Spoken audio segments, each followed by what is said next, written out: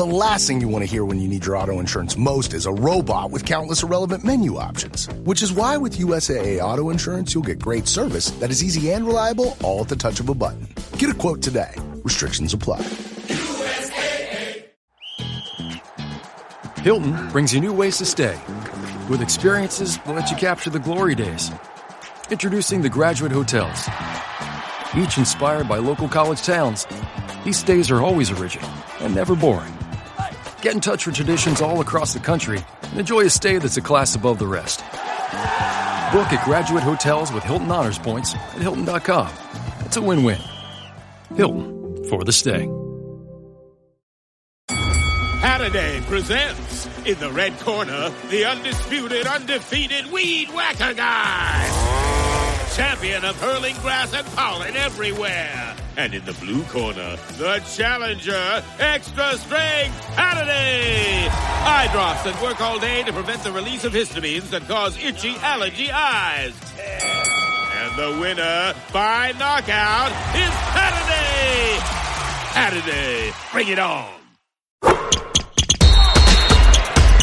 From the Fifth Quarter Studio in Madison, Wisconsin, you're listening to the Coaching Youth Hoops Podcast.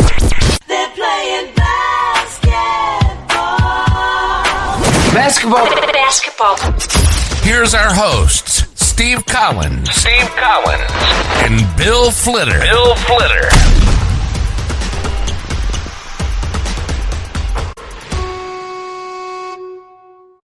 All right, welcome to Coaching Youth Hoops, episode 18. Climbing the ladder. I know, my daughter just turned 18. 18's a great age. I love 18. Happy birthday to your daughter. Yeah, thanks. Yeah. We went to Chicago, like I told you. It was a great trip. Maximum learning and practice is today's topic. So what do you mean by this, Coach? I know it was you talked about it a little bit last week. But... Yeah, a little bit. Yeah, exactly. I teased it out there. You know, it's the idea if you have an hour and a half, whatever your practice length is, how do you maximize the time in practice to fit everything in? I mean, you did see my practice plans. They're pretty structured by the minute, right? 5 minutes, 10-minute groups of time, right? But we're moving, right? From drill to drill to drill. And I still feel like I run out of time. Right. I know. I never have enough time in practice ever. Yeah. So how do you maximize that time that you do have, that one, you're not spending 20 minutes on a particular drill and just trying to hammer it and they're not getting it. And, you lost them, 18 minutes ago. But then also structuring it in such a way that they can translate what you just taught them to the game. Right. And there is a methodology about that. And I was thinking about this too. It's like, as a trained educator who teaches kids for the last 20 plus years. Oh my God. 20 plus 20. I wish it was 20. Sure. So I started teaching in 1989. Oh, wow. Okay. Yeah. So I'm getting near the end. 33. The year I graduated high school. Yeah. Graduated high school. That was my wife did too. My wife graduated high school in 89 too. So that's why I'm going to be able to retire before her. But anyway, go ahead. So what were you saying about educator? Go ahead. Well, I was going to say, you've been doing this for a living. That's why maybe, coaches who are teachers, right, can have a leg up on us, laymen who are just marketers and entrepreneurs, right? So it takes us a little bit longer to figure out how the brain works. How do you maximize your classroom, which is the court? How do you do lesson plans, which is your practice plan, correctly, and keep things moving? Because as you know, you get when the school year starts in the fall, you have that entire school year to meet certain requirements that when they walk out the last day of school, that they're going to be learning X, Y, and Z. Well, from a basketball perspective, that's not how a lot of coaches think. It's like, they're in sixth grade. Sixth graders, by the time they should be at this level, and by the time they leave basketball practice at the end of the season, they should be at this other level, right? So we don't think that way. You should have that, and they don't think that way. Yeah. They don't think about what I love is, and we'll talk. We need to talk about basketball practice plans too, but Yeah. so I want to dive into that too and how it relates to this.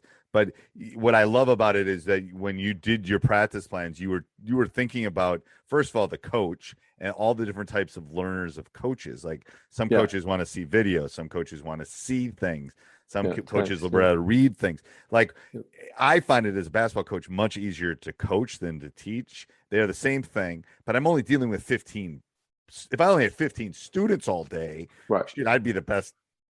But because I by the end of the basketball season, I know their learning style. I know what makes them connect. That's right. Because I only have 15 of them. I see 150 kids during the day. For me to learn their learning style takes a long time. So that's where I think as a teacher and educator, I'm a better teacher, quote unquote, on the court because I have less kids. Like, if the world existed of classes of 15, kids would learn a lot more. You wouldn't have the problems. But so how does this all tie into basketball? So what I thought about was, okay, what's the focus of any particular drill? And I broke it down into 3 buckets: teach, train, or play. Okay. Is this drill that I'm doing right now, what stage of development are the athletes at? They don't know this at all. This is the first time they're learning it. Obviously, that's the teach phase. All right. So I teach them on practice 1. Practice 2, I'll teach them again. And then maybe practice 3 or the start of practice 2, at the end of practice 2, will go from teach to a train, right, mode, where I quickly go through it. Okay, this is a recap. Take 1 minute, 30 seconds. Remember, this is how we do this. Okay, now go for the next 4 minutes. You're going to go train on this. And it could be just by themselves, depending on the drill, or maybe one-on-one or whatever it might be, whatever you're teaching. Okay. Then now let's put it that you go to the next stage is you put that into a game phase. So that's where the play portion, you increase the number of players on the court. You still don't have to have 5-on-5. It could be 3-on-3. It could be a disadvantage drill that you're doing. It could be 2 versus 3 or 3 versus 2. But they're putting it into context. So what you teach in that drill, now they can relate that to the game and they can implement that one particular thing into the game, because we need that line drawn from, okay, why are you telling me to do this, to, oh, okay, I get it. Now I can see how I can apply it into the game. How many times have you heard this?